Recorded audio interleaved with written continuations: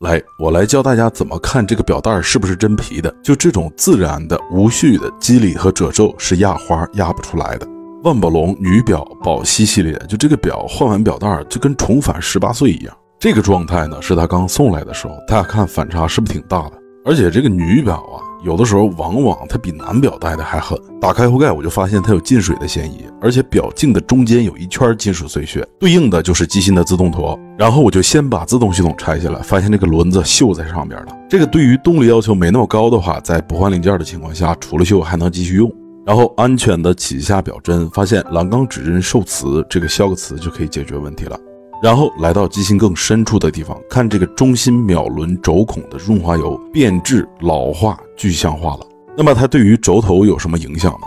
就是走不好或者不走了呗。女生代表更关注的还是颜值，那么就先苦一苦机芯吧，是吧？深层清洗之后再重新加润滑油的时候，很多位置是比较讲究和刁钻的。润滑油在工作面上不跑不飞，并且还能保证零件有金属光泽。然后这个秒轮轴特殊关照过，在清洗之前它是这样的。很快机芯重新组装，但是在这之前，你能想象到的和你想象不到的地方都做了清洗、除锈和润滑。百轮游丝生龙活虎的重新走起来了，针盘面无伤，并且做了消磁。封盖之前，最后看一眼机芯，肉眼可见的亮堂。